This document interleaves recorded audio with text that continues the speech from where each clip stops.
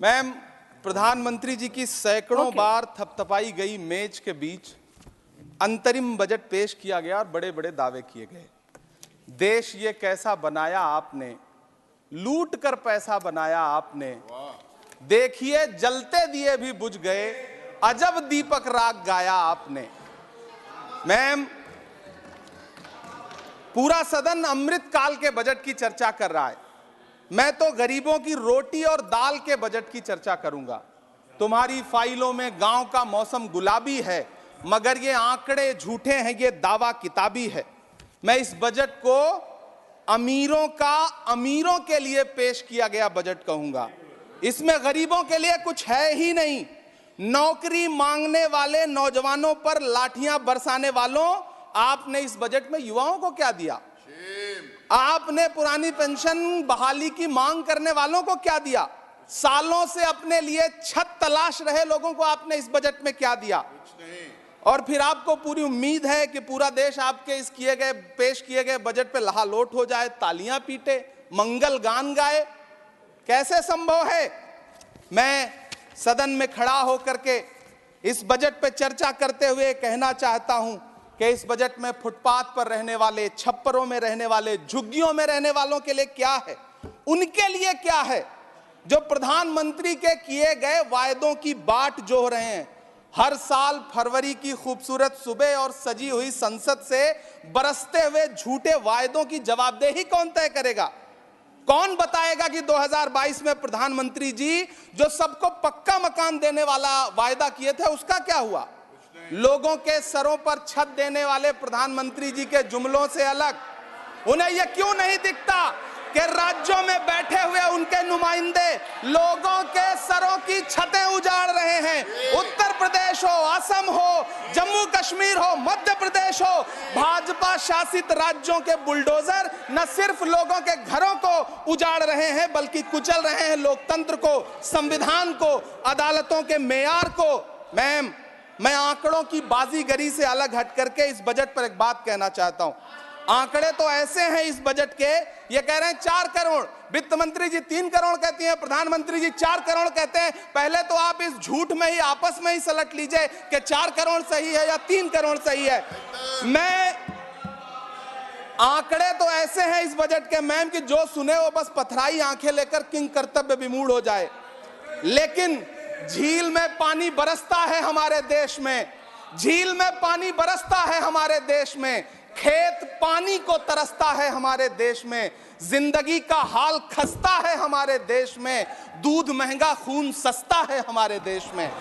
Ma'am, रोजगार, महंगाई, किसान, मनरेगा, पेट्रोल डीजल के दाम, गैस सिलेंडर के दाम, फसलों की एमएसपी की गारंटी, इन सब जन सरोकार की बातों से इस बजट का कोई लेना देना नहीं। हमारे ट्रेजरी बेंच के साथी हंगामा कर रहे हैं। मैं तो कहना चाहता हूं मैम, वो एक बार इनके एक नेता एक गांव में गए और उन्होंने गांव में कहा कि गांव वालों आओ, मैं तुम्हारी समस्याएं समाप्त करना चाहता हूं। गांव वाले इकट्ठा हो गए। नेताजी ने गांव वालों से कहा बताओ तुम्हारी 2 समस्याएं बताओ, मैं दोनों समस्याओं का यहीं पे समाधान करूंगा। तो गांव वालों ने कहा साहब हमारी पहली समस्या है कि हमारे यहाँ कोई हॉस्पिटल नहीं है। तो नेताजी ने मोबाइल निकाला, कहीं फोन मिलाया और मिला के फोन पे पता नहीं क्या कुछ कहा कि यहाँ गांव में हॉस्पिटल नहीं है, हॉस्पिटल तुरंत, यहाँ हॉस्पिटल चाहिए। गांव वाले खुश हो गए कि 1 मिनट में यहाँ हॉस्पिटल आ रहा है। अगली समस्या के बारे में उन्होंने, नेताजी ने गांव वालों से कहा कि मैंने आपकी पहली समस्या समाप्त कर दी, दूसरी समस्या बताओ। तो गांव वालों ने कहा साहब इस गांव में कोई भी मोबाइल का नेटवर्क ही नहीं है। ये है इनके काम करने का तरीका, ये है झूठ बोलने का तरीका। इन्होंने वायदे किए बड़े बड़े, जो 10 साल के इनके वायदे हैं, मैं उनके बारे में बात करूंगा। वायदों से ज्यादा इनके नारों पे बात करूंगा। पहला नारा था बहुत हुई महंगाई की मार, अब की बार मोदी सरकार। आइए इस नारे की समीक्षा करते हैं। पेट्रोल, डीजल, गैस, ये तो बड़ी बड़ी बातें हैं।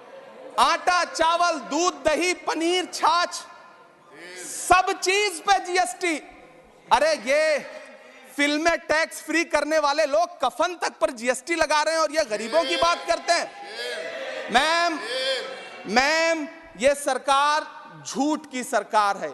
ये सरकार के जितने दावे हैं सब खोखले हैं। आज प्रधानमंत्री जी कह रहे थे सबका साथ सबका विकास। ये कैसा सबका साथ सबका विकास है कि मौलाना आजाद नेशनल फेलोशिप आपने बंद कर दी, आपने माइनॉरिटी डिपार्टमेंट का बजट घटा दिया। आप कह रहे हैं सबका साथ सबका विकास।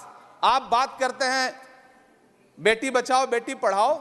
हमारी आंखें हाथरस से लेके कठुआ से लेकर के और देश की जंतर मंतर की सड़क वो देख रहे हैं जब हमारी ओलंपिक पदक लाने वाली बेटियों को प्रधानमंत्री की चौखट पे अपना मेडल रख देना पड़ रहा है। इससे शर्मनाक क्या हो सकता है। मैम, कृषि विकास दर जो 2014 में 4.6% थी, इस वर्ष गिरकर 1.8 कैसे हो गई? क्यों हर दिन 31 किसान आत्महत्या करने को मजबूर हैं? ये सरकार उन पर क्यों बात नहीं करती? कीमत तो बहुत बढ़ गई शहरों में धान की, लेकिन विदा ना हो सकी बेटी किसान की। मौका मिला तो लोगों ने कुर्सी के वास्ते तस्वीर ही बिगाड़ दी हिंदुस्तान की, और आज बड़ी बड़ी बातें कर रहे हैं। मैं यहां पर आपसे खड़ा होकर के मैं अंत में इतना कहना चाह रहा हूं कि वित्त मंत्री जी ने बजट में ट्रेनों के डिब्बे को वंदे भारत कोच में बदलने का एक प्रस्ताव रखा अपने भाषण में। ठीक है, ये सुनने में कानों को बहुत अच्छा लगता है, लेकिन मैम, ये सरकार ट्रेनों की सुरक्षा के बुनियादी मुद्दों पर एक शब्द नहीं बोलना चाहती। बालासोर हादसे में घायल हुए लोगों की चिता की राख अभी तक ठंडी नहीं हुई है। वंदे भारत के वीडियो पोस्ट करने वाली ये सरकार कभी भारत की जनरल डिब्बों की, रेलवे के स्लीपर क्लास डिब्बों की वीडियो अगर पोस्ट करे ट्विटर पे तब समझ में आए। बिहार से, इलाहाबाद से, लखनऊ से दिल्ली आने वाली, मुंबई जाने वाली ट्रेनें देख लीजिए, उनकी हालत देख लीजिए, तो आपको लगेगा कि ये वही ट्रेनें हैं। आज स्थिति ये है कि रेलवे स्टेशन तो छोड़िए, रनवे पर खाना खिला रही हैं आपकी प्राइवेट एयरलाइंस। अभी आपने जुर्माना लगाया है, नोटिस दिया है एक एयरलाइंस को। यह स्थिति आपने करके रख दी है ट्रेनों की, एयरलाइंस की। ऐसे में मैम, कागजों पर तो आप कितना भी वंदे भारत और बुलेट ट्रेन सर पर दौड़ा लीजिए, लेकिन असल में भारत की ट्रेनों की डिब्बों की सवारियों की हालत देखने लायक है। अगर सरकार खुली आंखों से उसे देखना चाहे तो देखे और उनकी स्थिति सुधारे। आज प्रधानमंत्री जी ने अपने भाषण में यहां खड़े होकर कई बार न्यू मिडिल क्लास की बड़ी चर्चा की, न्यू मिडिल क्लास जनरेट करेंगे। लेकिन मैं तो यहां खड़ा होकर के सरकार से कहना चाहता हूं कि न्यू मिडिल क्लास का जुमला अपने पास रखिए। यह बताइए कि जो पुराना मिडिल क्लास है उसके साथ आप कैसा व्यवहार कर रहे हैं। आज उसकी स्थिति क्या है?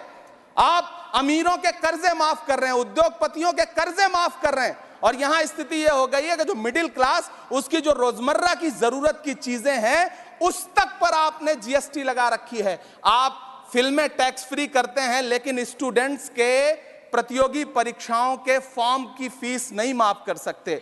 आपको बाकी जगहों पर टैक्स लेना है, हर जगह टैक्स लेना है। मिडिल क्लास से आपका कोई रिश्ता नहीं। मिडिल क्लास तो आपसे कह रहा है कि मोहब्बत, भाईचारे के दीवाने दिन ही लौटा दो, वो सस्ती दाल सब्जी के सुहाने दिन ही लौटा दो।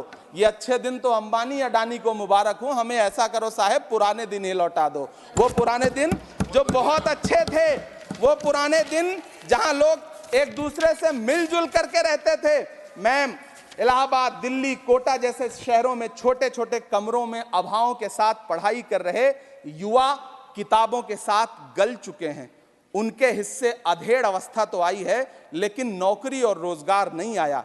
हर साल 2 करोड़ नौकरियां देने का दावा करने वाली ये सरकार 10 साल में युवाओं को नौकरियां नहीं दे पा रही है। 20 करोड़ नौकरियों का बोझ है इस सरकार के कंधे पर, और 2024 में देश देखेगा कि उन्हीं 20 करोड़ नौकरियों के बोझ तले दबकर बैठ जाएगी ये सरकार। ये देश देखेगा, क्योंकि जिस ओर जवानी चलती है उस ओर जमाना चलता है। देश का युवा नाराज है, देश का युवा गुस्से में है। ऐसे में उसकी पीड़ा को इस बजट में कहीं भी आवाज देने की कोशिश नहीं की गई। मैं आपके बीच खड़ा हूं, मैं तो वित्त मंत्री जी का भाषण सुन रहा था। यह कहा जा रहा था ये अमृत काल का बजट है, ये अमृत काल का बजट है। ये कौन सा बजट है ये बाद में तय होगा, लेकिन मैं इतना जानता हूं कि ये इस सरकार का अंतिम बजट है, आखिरी बजट है। इसके बाद न्याय का बजट पेश होगा जिसकी इमरान चर्चा जी, राहुल गांधी जी अपना- पूरे देश में कर रहे हैं। न्याय अपना का वाणी बजट को विराम 5 न्याय, दीजिए। महिलाओं Your के time लिए, is over. युवाओं के लिए, सामाजिक न्याय की बात जिसकी चर्चा पूरे देश में Your time जाकर is के राहुल over. गांधी जी कर रहे हैं, वो न्याय का बजट पेश होगा अगली बार। ये इस सरकार का अंतिम बजट है, अंतिम बजट है। अमृतकाल में गरीबों की रोटी और दाल के लिए इस बजट में Thank कोई you. प्राविधान नहीं है, आपका time- कोई आपका चर्चा time नहीं खत्म हो गया है। है। बहुत बहुत धन्यवाद। Thank you. Santanu Sen ji. Good evening, madam. You have 6 minutes. I am here to speak on the interim budget after listening to the election manifesto.